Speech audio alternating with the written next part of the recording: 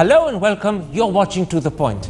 Prime Minister-elect Narendra Modi's surprise invitation to Mr. Nawaz Sharif to attend his swearing-in ceremony has placed Indo-Pakistan relations squarely in focus. Although it's part of a wider invitation to all SAARC heads of government, in Indo-Pak terms, it's undeniably a significant step with far-reaching potential implications. So tonight, in a special Indo-Pakistan debate, we shall spend the next 1 hour discussing the possibilities of a new relationship that could be opening up, as well as the obstacles that remain and the risks that still lie ahead.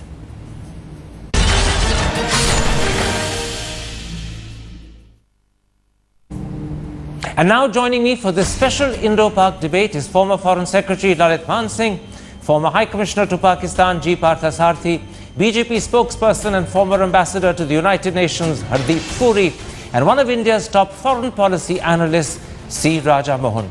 From Pakistan, I have the former Chief Minister of Punjab and the renowned journalist Najm Sethi, as well as the former High Commissioner to India, Aziz Ahmed Khan. Later at 9 p.m, I shall be joined by the outgoing Minister of State for Human Resource Development and former UN Under Secretary General, Shashi Tharoor. Hardeep Puri, the press believes that Mr. Modi's invitation to Mr. Nawaz Sharif, although it's one of many invitations sent out to all SAARC heads of government, is significant because it lays the foundation for a new initiative in tackling the historic Indo-Pak problem. Is the press right? Well, I would be surprised if the press did not put a Pakistan-centric construct on this. Please treat this invitation for what it actually is, which is an invitation to the heads of state and government of the other 7 SAARC countries to join in the celebration of democracy in India, and also in what I think is a signal to the SAARC sub-region that India wants to reach out, that we have a vital stake in the stability and well-being of the countries in the SAARC region, and that is what it is intended to be. Mr. Puri is deliberately and perhaps cautiously seeing this as one of just 6 invitations to 6 SAARC heads of government. The press, on the other hand, says that the most significant person being invited is Nawaz Sharif, because this gives an opportunity to Mr. Modi to tackle an issue that is clearly going to be one of his priorities when he comes to power, and perhaps one of the problems as well. Do you think the press is right or wrong in focusing on the Nawaz Sharif invitation in particular? No, I think formally, look, it is an initiative towards all our neighboring countries in SAARC. Given the complexity of the relationship with Pakistan, it's always going to get extra attention. And the fact that most of them have already accepted to come and Pakistan is debating it only points to the more difficult nature of the relationship, and therefore it's always going to get special attention. Najm Sethi, as yet we don't have an official response from your Prime Minister. It's being said through sources that it might be given to India sometime tomorrow. What do you believe his response should be? Well, I think he should accept the invitation, and if all the others are accepting it, he should accept it, because he's been very keen to get on with the process of normalization. He wanted the ex-Prime Minister Dr. Manmohan Singh to come to Pakistan for his inauguration, but that didn't happen. And I'm glad that in a sense this isn't Pakistan specific explicitly. It's the SAARC thing, and it's good for all the SAARC people to get together. And I think if it probably will make Nawaz Sharif's job easier, because then his critics at home might have said that you invited the ex-Prime Minister, he didn't come, why should you go to this one? But now that it's a SAARC sort of color that's been given to this, and if there is a bilateral built into it on the morning of the 28th, then I think this would be a great opportunity for the 2 Prime Ministers to get together. Now, Mr. Parthasarathy, one of the things that in fact is being pointed out is that during the election campaign, Mr. Modi didn't lose any opportunity to taunt Dr. Manmohan Singh for hosting Prime Ministers from Pakistan and giving them chicken biryani whilst Pakistani soldiers were killing Indian soldiers. And in comparison to that taunt, this is a marked U-turn in his behavior. Do you see it as simply PR and a clever makeover by a very astute Prime Minister to be, or do you think it does represent a significant shift in thinking? There is a marked difference in any leader when he is in the opposition, in anyone. This is a worldwide phenomenon. And when he is faced up with the compulsions of governance. It is not peculiar to Mr. Modi. Now, the fact of the matter is that this is going to be an internationally televised event. It is a celebration of Indian democracy, where 550 million people have cast their votes. And there is no harm in getting our neighbors, their leaders, to share the joy of the moment. But you're beautifully sidestepping the question I raised. Clever PR and clever makeover, or actually a significant shift in thinking? Karan, I believe in diplomacy, symbolisms are as important as substance. Symbolisms lead to substance. So in this particular case, I don't expect any great bilateral talks or anything. But it is the beginning of something big. No, it is laying an atmosphere to be able to interact and sort of react to each other. Coming on that particular point, Lalit Mansingh, if symbolisms are as important as substance, and if this is laying the foundation for something that could then be built upon it, would it be a snub if Mr. Nawaz Sharif actually declines the invitation and doesn't come? First of all, Karan, I don't think it's just symbolism, because if you go through the BJP manifesto, it talks about strengthening relations with SAARC and talks about better relations with the neighborhood. So it is a foreign policy initiative, and it's a welcome one. I think it sort of it makes up for many years of neglect of our neighborhood. But yes, the Indo-Pak relationship is important.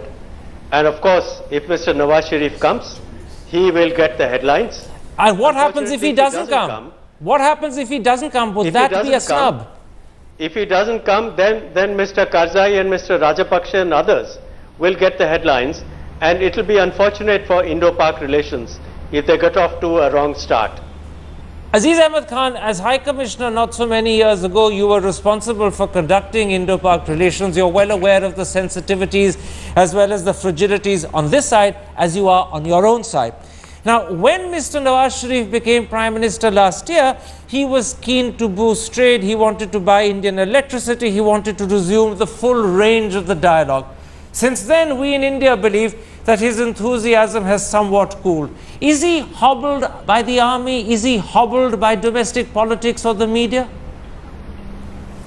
I don't think that his enthusiasm has gone down any. I mean, as far as Pakistan is concerned, there is across the line agreement that we should improve our relations with India, and Mr. Nawaz Sharif has been, since taking over power, has been making gestures after gestures in that direction.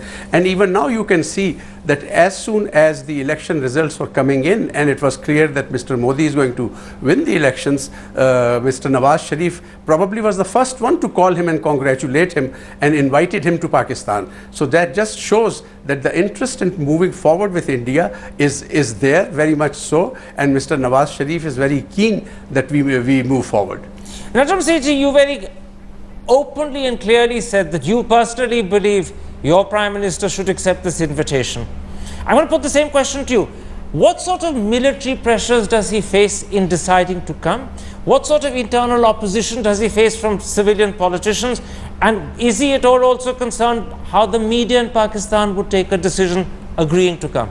Do those factors matter when he weighs up his mind? In theory, these factors matter, but in this particular case, I don't think there's a problem. The one reason that Nawaz Sharif backed out at the last minute in giving the non-discriminatory tariff access, another word for the most favored nation status, that they'd committed themselves to the Manmohan Singh regime, was in fact the realization that the BJP was coming to power and that it would be far better to negotiate this with the new Prime Minister. So my sense is that the Pakistani government is ready to start talks, and they want them to be on a positive basis, and that was one of the reasons why MFN was withheld at the last minute. And so my sense is it's going to be on the plate as a gesture from the Pakistani side, in the expectation that the new Prime Minister will make a move on other issues. I just wanted to repeat what you said. Your expectation is that MFN status, actually MFN status itself, could be on the plate and could be delivered in the foreseeable future by Pakistan to India. Have I understood you correctly? Well, I think that's what I'm saying. I'm saying that the only reason it was not given was that it would be better to give it to the new Indian Prime Minister as a measure of Pakistan's sincerity and the Prime Minister's sincerity in wanting to get things moving. Mr. Puri, you insisted when I asked you my opening question that this was just part of one invitation to 6 SAARC heads of government, but you're hearing the response you're getting from Najm Sethi, not just a renowned journalist, but a former chief minister of their Punjab, that in fact the Pakistanis themselves are now thinking of ways in which they can respond and take the relationship further. Granting MFN status, which has been denied for so long, could be on the plate. I want to repeat my question. Is this not therefore the central key point of the invitations, to find political cover behind SAARC to invite Mr. Nawaz Sharif and subtly, cleverly but significantly push that relationship forward? You can read that meaning into it if you so wish. As far as I am concerned, it is always a good idea for heads of state and government to meet. The kind of interaction possibilities that these occasions provide may lead to something, and they may not lead to. In any case, this is not an occasion to get a breakthrough on issues. If the Pakistanis have held back on MFN because they wanted it as a deliverable to the next government, this is something that the new Indian administration will take note of. But I think the more important thing is that if Mr. Nawaz Sharif chooses to come, we should welcome that. We should welcome that as a very important step on the occasion and in the SAARC context. Just now we are in the SAARC context. If Pakistan and India have to go down the road of substantive repairing of relationships, there will be a number of other factors. Most important, some of the assurances that have been held out to us, but I do not believe that this is the occasion for a substantive resolution of those issues, Karan. Okay. I think opportunities for that can come later, but this is a welcome step, and when the meeting takes place, perhaps something will follow subsequently when both sides can put their heads together and allow the process to mature. Suppose at the end of the day, Mr.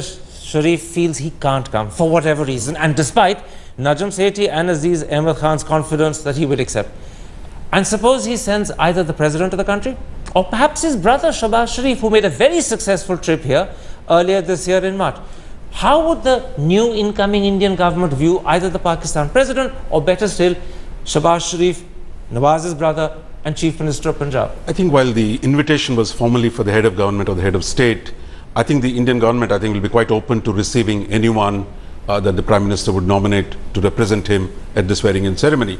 So I would think sending his brother Shahbaz Sharif, who is the Chief Minister of West Punjab and who has engaged with our Chief Ministers on this side and who visited and met the Prime Minister last time, would be a perfectly good choice. And I think what is important at this stage is to have a meeting, have a sense that, look, there are occasions where actually we can all meet together without having to burden it with any substantive, expectations. Very quickly, Najm Sethi, what is the possibility that if Nawaz Sharif himself can't come for whatever reason, Shahbaz Sharif could be sent? Shahbaz Sharif, as I said, had a very successful visit to Delhi in March this year. He met practically everyone. He has extremely good relations with the Akali Dal being critical partners of the BJP and now very influential as well in the new incoming government. What are the chances that Shahbaz Sharif might be sent?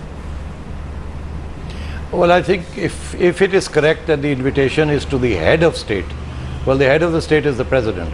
I'm not sure whether the invitation is transferable or not. But having said that, the whole point of Nawaz Sharif going is to create a personal relationship with the new Indian Prime Minister, who's supposed to be a hardliner. And the point of sending Shahbaz Sharif, in my view, would really miss it. The thing is that Shahbaz would be good for negotiations, but in terms of a presence, it should either be the President of Pakistan or the Prime Minister. Aziz Ahmed Khan, what sort of advice will Mr. Nawaz Sharif be getting from your colleagues in the Foreign Office? You are usually, as a tribe, much more cautious than politicians tend to be, much more hesitant to take gambles and risks. What advice will he get from your colleagues in the Foreign Office?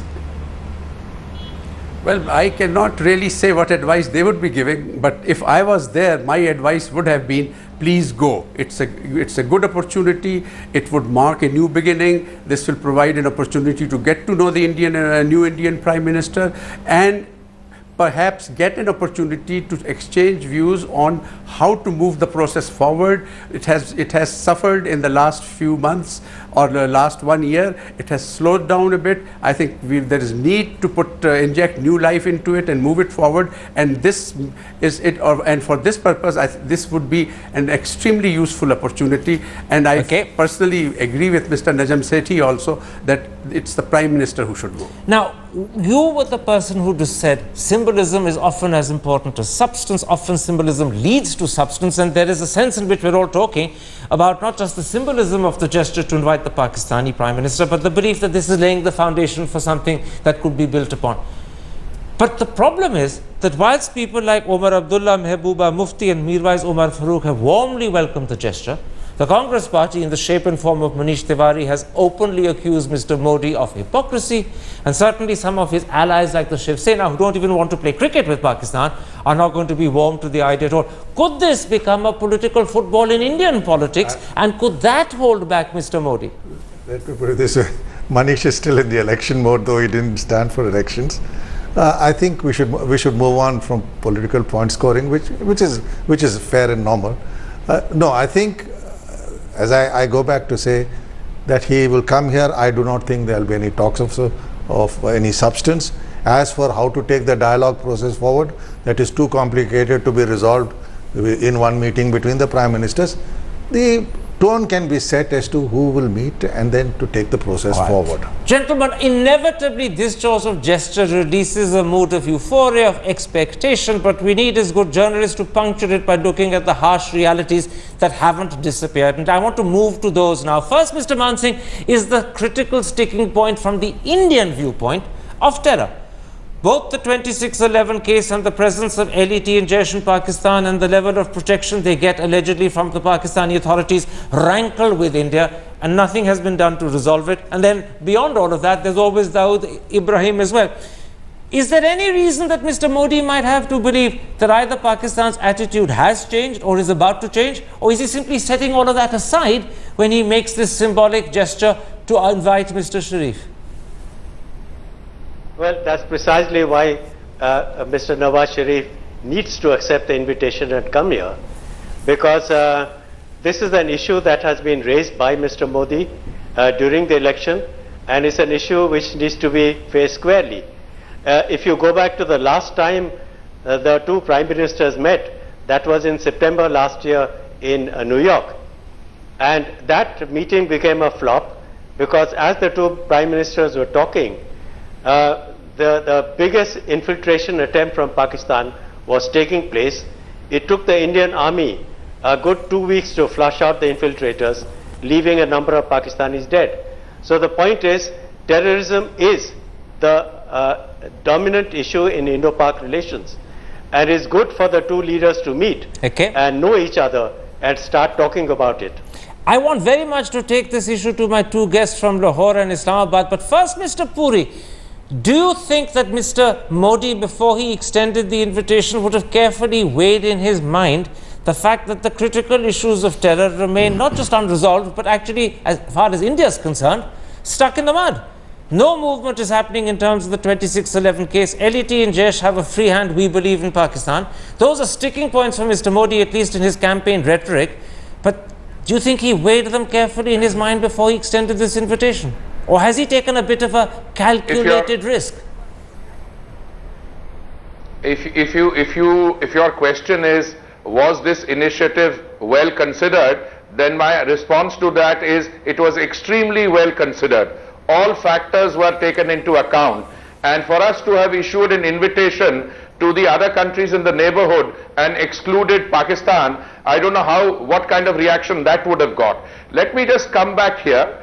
The decision to invite the heads of state and government from the SAARC countries and not anyone else, for that matter, there are other groupings. It has both a symbolic meaning, and it also represents, as my favorite former boss said, the desire to reach out to the countries in the neighborhood, which is an article of faith with the BJP. So it is much more than that, and I hope that this is treated for what it is. I mean, there have been voices cautioning the new BJP, the Prime Minister-elect. I think all that has been weighed, but you know, you cannot be so risk averse to say that, you know, you will not extend the invitation because something may go wrong, or that we will be tested by forces inimical to India's security. I mean, you cannot conduct diplomacy or policy on that basis. So I personally welcome the initiative. I think it is very well conceived, and let us hope we all cooperate in making this the start of a process. Najam Sethi, I want to put to you why Indians are still deeply concerned about the handling of terror by your government and by your system in Pakistan. I'll put to you the concerns around the 2611 case. It's been dragging on for 6 years. The judge has changed 6 times. The court has changed twice. Last year, the prosecutor was assassinated. Only 25 out of the 160 prosecution witnesses have so far deposed. None of the defense witnesses have even yet been identified. And the view in India is this case is becoming a sham. How do you, as someone who's committed to Indo-Pak relations, answer that sort of concern? Because it's a concern that feeds into Mr. Modi's government and to Mr. Modi's party in particular. Well, you know, there's 2 questions here. The one is the question of terrorism in general and how Pakistani law treats it or is able to cope with it. And the other is the specific question of these people. My sense is that one of the reasons why the Nawaz Sharif government has been determined to promulgate what we call the PPO, which is a very harsh law, preventive detention law, which will be applied all over Pakistan and also retrospectively. My sense is he wants to tackle these issues, including the one that you've mentioned. But there are not just the sort of considerations that you've mentioned, but also technical considerations, which have to do with the judiciary, the due process, and so on and so forth, which are all going to be sorted out in this Pakistan Protection Ordinance. But having said that, my sense is that it's precisely issues such as this that the 2 leaders will need to suss each other about. You know, when an occasion like this, Karan, when people like Nawaz Sharif and Mr. Modi meet, both are, as they say, well-heeled politicians who know how to recognize people, who know what sincerity is, how to see it and how to convey it. And I think it's these first impressions that each will you know, give to the other that will be very important to carry the dialogue forward. And having said that, and I think, you know, you're absolutely right, no, nothing substantial, but I think a sense of what the other thinks about what needs to be done will be given by both. And they will suss each other out in terms of body language and all the rest of it. And I think that is what is going to be the core of it. Aziz Ahmed Khan, I heard the answer from Najam Sethi, and there will be many others who will have heard it and be a little skeptical and say to themselves, it can't really just simply be a matter of technical matters. It can't simply be a matter of this new legislation that he's talking about, because there is this whole question of how those 2611 accused are being treated. Lakhvi, for example, is said to have a mobile phone in jail. He's allegedly allowed conjugal visits. It's even said that he's fathered a son. And the Americans believe that General Kayani, when he was army chief, rejected an American request to confiscate Lakhvi's phones. Now, if Najam Sethi's argument holds, and I'm prepared to accept it, then how do you explain these anomalies, this preferential treatment for an accused? Because that again suggests to people in India, you're not really taking it seriously. And that will hold up the process that Mr. Modi might be wanting to start. Well, first of all, I do not know how much truth there is in all these things that you have mentioned about his living in luxury and having conjugal visits and so on and so forth. I have no way to, there is no proof of it at all. So I think we should leave these things aside.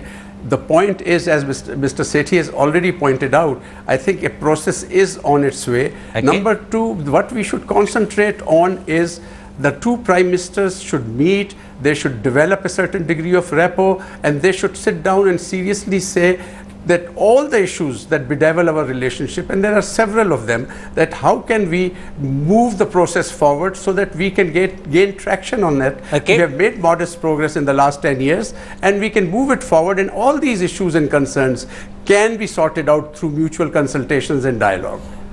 It's the goodwill that is required, and we should have a goodwill. Mr. Parthasarathi, you've been a High Commissioner in Pakistan, you understand that country, but you're now hearing both Najam Sethi and Aziz Ahmed Khan respond specifically to those concerns of terror I put to them. They wanted to give a reassuring answer. That's what their clear intention was. How reassured are you by what you've heard? And how reassured do you think Mr. Modi and his incoming government will be by that sort of response? No, I think, let's be very clear, Mr. Modi and his government would want specific action on the ground. You can't have the Punjab government headed by Shahbaz Sharif paying the Jamaat-ud-Dawa. You can't have Hafiz Mohammad Saeed being allowed to use the Gaddafi stadium to rav and rate against India. You can't have Jaish-e-Mohammed chief who was involved in the attack on the Indian Parliament, which was admitted to by General Ashraf Qazi, and not this Ashraf Qazi, but General Ashraf Qazi. Don't go back into the past. No, I'm saying, talking about the reassurances I'm sorry. These are facts on the ground, and this Indian government will be pretty insistent on seeing that we are assured by those facts on the ground which cause us concern. Let me put something to you from the Pakistani standpoint before I take a break. We make a lot of the fact that the 2611 case is unresolved. It's going absolutely nowhere, and you heard me cite the facts. The Pakistanis equally claim that the Samjhauta Express case has now been dragging on for 7 years. And there, not only has nothing happened, but the set of accused have changed. And the charge sheet was only filed in February this year around a whole new set of accused. So can't we actually end up saying that the justice system in both countries is slow, and just as we get irritated by the slowness we see in Pakistan, they have an equal case to say it's not much faster in India, and therefore are there grounds for the two countries saying, look, these are important issues which we must sort out, but we need to be a bit more understanding of each other's problems? I think, Karan, you see, the question of terrorism of great concern to India and to this government in particular. But I don't think that is going to come in the way of engaging Pakistan. Now, if you look at even with Mr. Modi let me say this. The previous government, which had to preside over 2611, it suspended talks, but then they began it, and it negotiated a trade normalization. It negotiated a visa liberalization agreement. So in some senses, there was some... But visa liberalization never happened on the ground. No, it's okay, but they negotiated the agreements. They negotiated a TAPI pipeline. So it is not as if, because of 2611, the engagement stopped. Now, if you look at the BJP manifesto, they're not making it explicitly that, look, we won't talk to Pakistan if there's no resolution of the 2611 So dispute. there are ways around this problem. So I think both governments have found a way and I think have an imperative to engage Pakistan. And you believe Mr. Modi, despite his rhetoric, will also find a way around the problem of terror to carry on engaging? I think that's what Vajpayee did, and that's what he's going to do. You should ask Hardeep the answer for that. Well, very quickly, Mr. Puri, because I know I'm going to lose you and then I have to take a break. Very, very quickly, do you agree with that viewpoint that just as Mr. Vajpayee found a way around the issue of terror to engage, Mr. Modi will as well? A quick answer.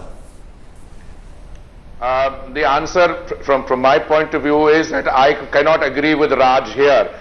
You can have some discussions, but unless those basic issues are addressed and there is demonstrable evidence that those issues are being addressed by our Pakistani friends, I think Mr. Modi will find it extremely difficult to do what Raj is suggesting that he would do. Raj is one of my closest friends, but I'm afraid on this we have a difference of perception, and I think at this point of time I do not see Mr. Modi being able to move forward on this substance of these issues unless Pakistan clearly demonstrates evidence on the ground, as Partha says, and therefore I must respectfully put my marker of caution on this one. In our special debate between India and Pakistan as a result of the fact that Prime Minister-elect Narendra Modi has reached out and invited Prime Minister Nawaz Sharif of Pakistan to his swearing-in, and many believe that this could be the beginning of a change in the relationship between the two countries. We're going to be joined shortly by former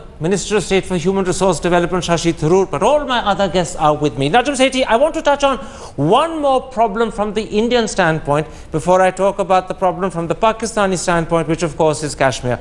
And that one problem is the Indian belief, confirmed by what has been said to India by David Headley and also written by the author Adrian Levy, that the ISI, in the shape and form of people like Majors Iqbal and Majors Ali, had a role in the planning and execution of 2611. Is there any way Pakistan can bring itself to acknowledge and accept that fact, or is that a point at which Pakistan can never say, yes, we accept? No, it's not a question of never. Like, it's not a question of, well, whether Kashmir will ever be solved or not. But I think you need to link these things together and not put them on stand-aside platforms. It's the composite dialogue, and if the composite dialogue proceeds It doesn't matter what moves faster and what moves less fast. But that's the real process that you have to begin. A. B. You also have to give Nawaz Sharif time to deal with some of these issues. As you know, this is his first year. He's already trying, he's in a bit of a bind with the military in terms of civil-military relations, and he needs time to strengthen his footprint. It's only then that some of these issues will be tackled on our side. But he needs a lot of movement with India before he comes to these intractable issues. You know, you've been a former High Commissioner. You've also worked in the PM's office in India. Do you believe the time has come for India to find a way of relating directly to the ISI chiefs in Pakistan and to their security establishment? Let me be clear. Much as I respect what Najam said, in my view, the composite dialogue is all fluff. As far as we are concerned, it does not address our issue of terrorism. And my view is, Karan, that we believe the Pakistan army is involved. Let the army chiefs meet at least once a year. Our chief and their chief. Our chief and their chief, and discuss these issues bluntly, discuss their concerns bluntly. Let our intelligence chiefs meet as they did in the 80s and sort this out. If it is not sorted out, this relation will go nowhere except downhill. The big difference is when our intelligence chiefs met in the 80s, they did it secretly and they don't even admit to it today. Now you're saying you should have formal meetings at the army chief level. These are formal meetings of the army chiefs, yes. Intelligence chiefs have their own way of meeting. Very quickly, Lalit Mansingh, as a former Indian Foreign Secretary, how do you respond to that idea that India's security concerns and India's alleged suspicion of ISI involvement behind 2611 needs to be best sorted out by either the two security agencies meeting, as they did in the 80s, or perhaps with the army chiefs meeting directly and trying to establish some rapport and contact with each other? How do you respond to that idea? Well, I think the idea of the army chiefs meeting is a good one. We have suggested that in the past, but somehow the response from Pakistan was not very enthusiastic. That has to take place. But Karan, I think we're missing the point that there are two separate issues regarding terrorism. One is that we expect Pakistan to dismantle the structure of terrorism that exists on Pakistani soil. That to the best of our knowledge, that is not taking place, and Mr. Nawaz Sharif is not able to do this. The other is the trial of the 2611 masterminds, okay, and that of course is taking its course.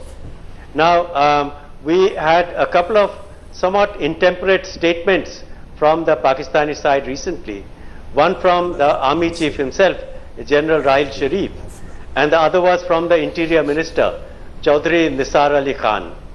And these are not good signals for a dialogue on terrorism. Okay. I note the point you're making, and I'll take them both up in the context of Kashmir, which I want to turn to in a moment's time. But I want to stick for a moment with this idea of the army chiefs meeting, establishing a rapport, and perhaps under their aegis, arranging for the security agencies to meet and overcome their suspicions of each other. Aziz Ahmed Khan, as a former High Commissioner to India and someone who understands your own system extremely well, how would your ISI, your security establishment, your army chief respond to this idea which has been endorsed by Mr. Parthasarathy here? Karan, I have always felt that it was very important that the intelligence chiefs of the two countries meet each other, have consultations under a structured dialogue. It need not be in the public view, but there should be a dialogue, and this is something that has been suggested, proposed, and I am quite confident that if India was to take that up, Pakistan would be very willing and ready to do that. All right. Don't forget that we also had that anti-terrorism mechanism, which was not really what we... When you say Pakistan would be very willing and happy to do that, does that include the idea of the two army chiefs meeting regularly, establishing rapport, and under their aegis, arranging for security agencies to meet as well? You see, let's keep the security chiefs meeting separate to the army meetings. As far as army chiefs meeting is concerned, I think there has been a proposal from Pakistan to start with the vice chiefs level and then move on to the chiefs level. I think we should institutionalize, for example, this recent meeting between the DGMOs of the two sides during this, the LOC crisis was very useful, and I personally feel that that should be institutionalized in a frequent, at least once every 3 months or something like that. All right, gentlemen. And from there we can move on. All right, gentlemen, let's now come to what is the sticking point and the key issue from the Pakistan perspective, and that is, in fact, the unsolved problem of Kashmir. Shashi Tharoor, speaking not just as a congressman, speaking not just as an outgoing minister, but also as someone who's worked at the UN and had the vantage point of looking at Kashmir from a allegedly independent perspective. What do you think is the way forward on Kashmir? How does one begin to grapple with an issue which for 65 years has bedeviled the relationship?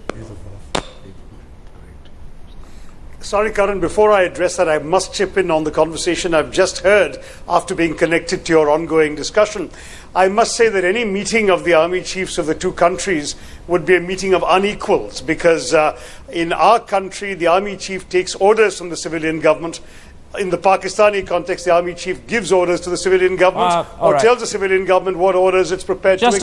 Just a moment. So that this kind of dialogue doesn't work. I fully accept the point you're making, but I think out of fairness for the audience, I should point out that the present army chief was chosen and appointed, some say, in fact, in a surprise decision by Mr. Sharif, and he wasn't necessarily the senior most either.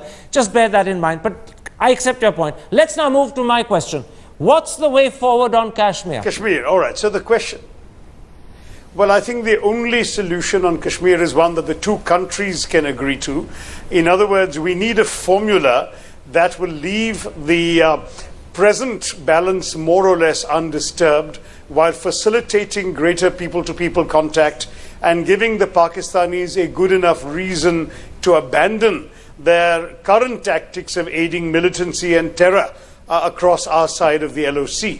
That's a tough ask, and it is said that the back-channel negotiations during UPA-1 came reasonably close towards identifying the key elements for such a formula, but unfortunately Mr. Musharraf's own troubles domestically meant there was no longer a party on the other side who could sell such a formula to the military, and at that point, essentially, the process was frittered away. So again, the key question is the Pakistani military.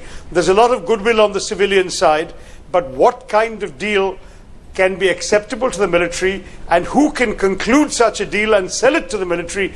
These are key questions that we ourselves don't have an answer to.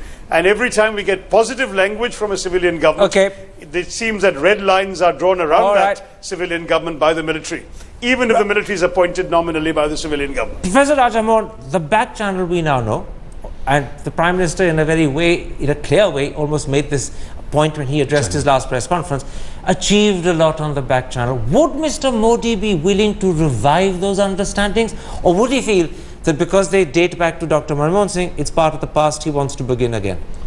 Because if you remember, the back channel started under Vajpayee, and I'm sure Partha will remember some of that. Look, I think with Pakistan, there is a formal process, there is an informal process. I think most of the time, the back channel has been more productive than the formal, when the foreign secretaries or the ministers sit down. Mr. Modi revived all the back channel understandings? I think, look, Mr. Sati Lamba, who was our back channel, last week spoke on the outline of the settlement that he negotiated. No change in borders, autonomy on both sides, trans-border mechanism, porous borders, etc. I think that framework should be largely acceptable, I think, for any government in India, because as long as it doesn't violate India's constitution and does not involve ceding territory, there is room for that. But the question, I think that's why it's important for Nawaz Sharif and the new Prime Minister to establish some conversation where they can meet face to face, if it fortunately comes here.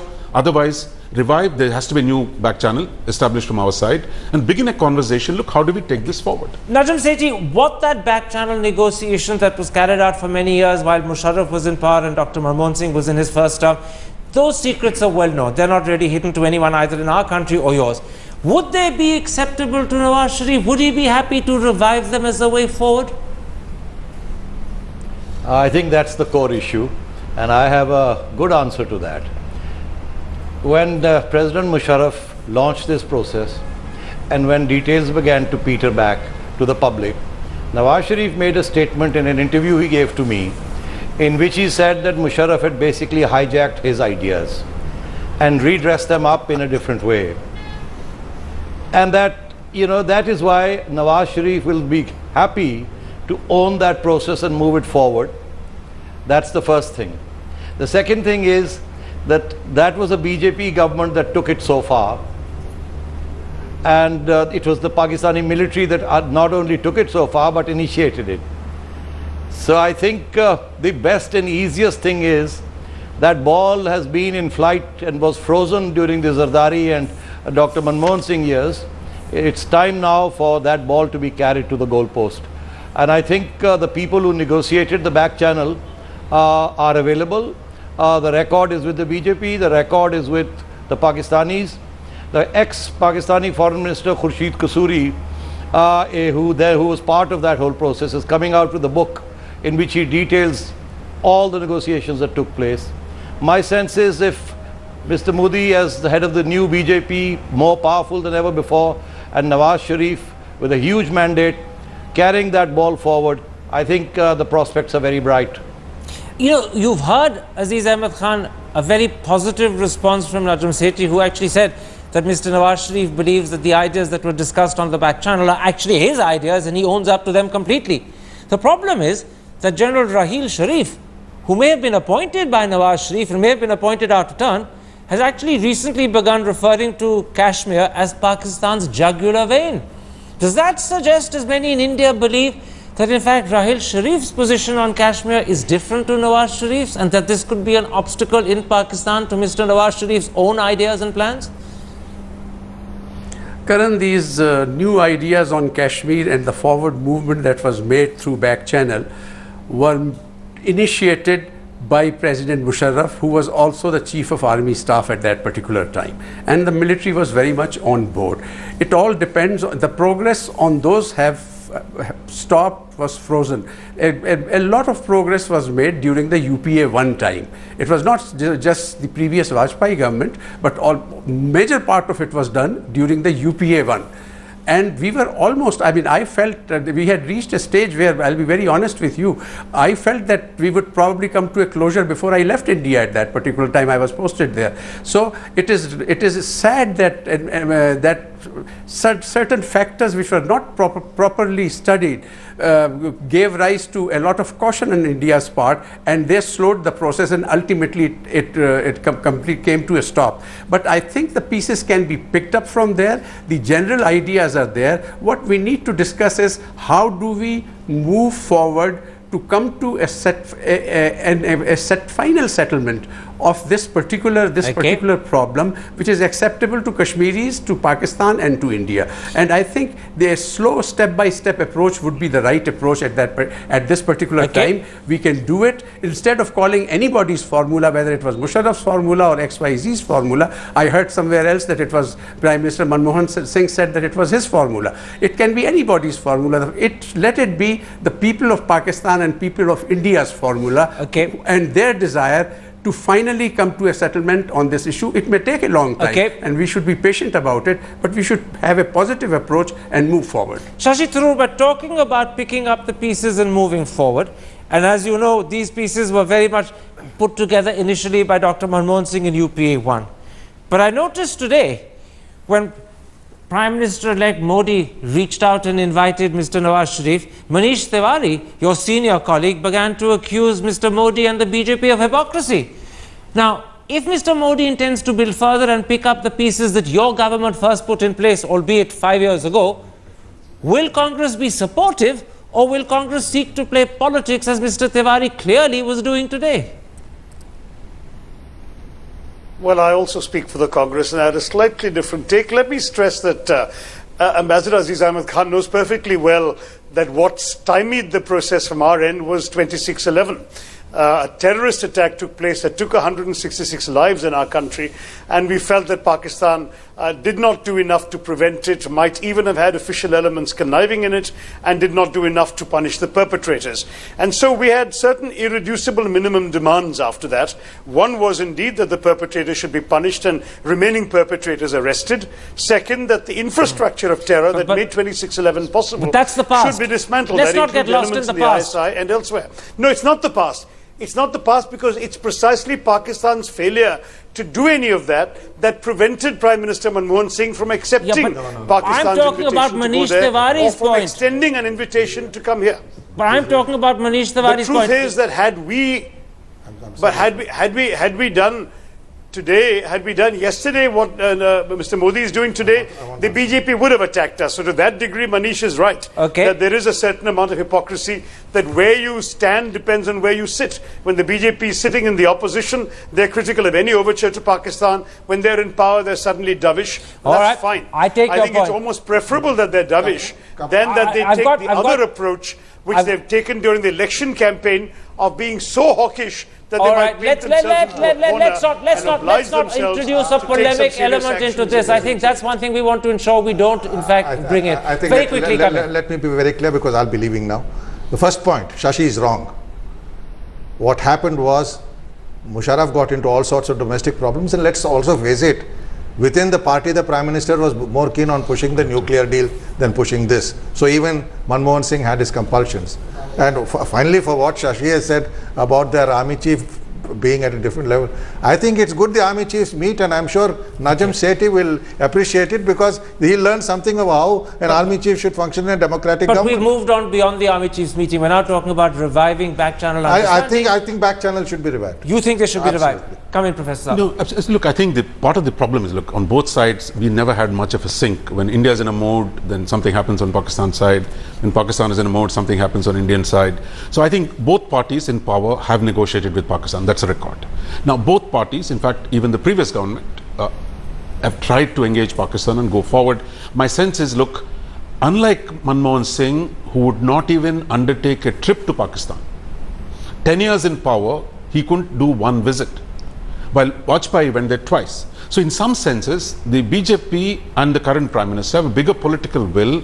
If they want to go forward, if there is an opening in Pakistan, my sense is this government today, incoming government, has more political will to take this process forward. I want very much, before I end, to ask Najam Sethi what he thinks, as both as a politician and as a journalist, Mr. Nawaz Sharif needs to take back to Pakistan were he to come here.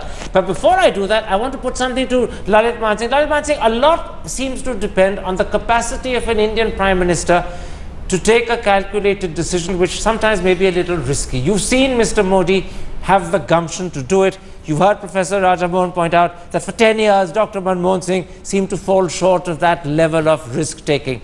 Do you think at the end of the day, a statesman needs to be a risk-taker, and if a Prime Minister has that capacity, he can actually change the atmosphere and also perhaps change history? Is that the critical factor, that capacity to take a calculated risk? Well, the very fact that this initiative has been taken to invite the SAARC heads of government to come here is such an initiative, and I think it's a good signal. On the back channels, I am very pleased with what I hear from our Pakistani friends. If there is acceptance of the back channels, I'm sure that there is even greater acceptance of the kind of settlement they worked at on the Indian side. So maybe the two Prime Ministers should come together and agree on this as early as possible. Najam Sethi, at the end of the day, Nawaz Sharif and Narendra Modi are politicians. Politicians need to come back with something in their pocket. They can't simply be seen to be giving all the time. To put it in common man's parlance, they need to scratch each other's back. What is it that Mr. Nawaz Sharif will look for were he to take a calculated risk, accept the invitation and come to Delhi on Monday for the swearing in? Well, I don't know what he will look for, but if I were Nawaz Sharif, I'd say the following things. I'd say, let's get back on track on Kashmir vis-a-vis the old back channel. I'd say, let's get back on track vis-a-vis trade. And I would say, the easiest thing to do before we actually get back on track on these issues is for you to make an announcement that Pakistan and India, their cricket series will be revived and cricket diplomacy will set the ball rolling. Now, I know you speak as the chairman of the Pakistan Cricket Board, but are you actually making a serious point, or are you simply speaking tongue-in-cheek? No, not at all. We have signed certain understandings with the BCCI.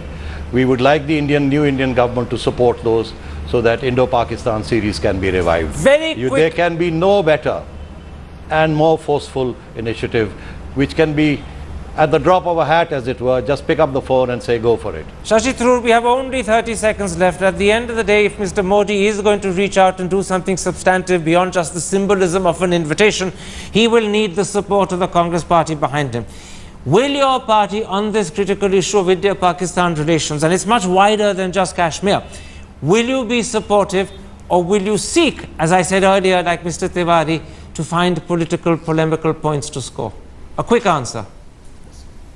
Now listen, let me stress, we are extremely keen that the national interest be defended, and we have no problem with the symbolism of the leaders getting together, and as a cricket fan I would welcome a cricket series.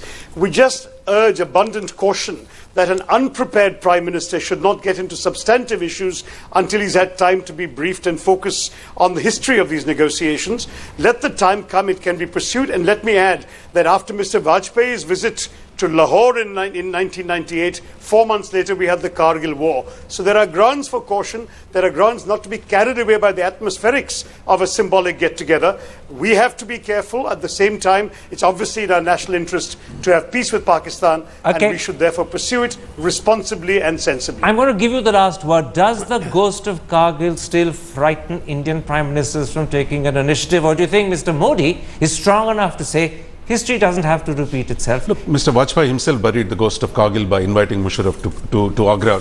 My sense is, look, if there is no major terrorist incident, there'll be a lot of room for Modi to take some risks. All right, we're going to have to end this particular episode there. My thanks to all my guests for joining me. It's been a fascinating one as we've discussed the entire horizon of Indo-Pakistan relations, the politics behind it, the emotions, and of course the risks as well as the possibilities. My thanks to all 6 of you for joining me, as well as of course to Hardeep Puri, who was with us earlier. There we end this particular episode. If you have been, thanks for watching. Goodbye. Good night.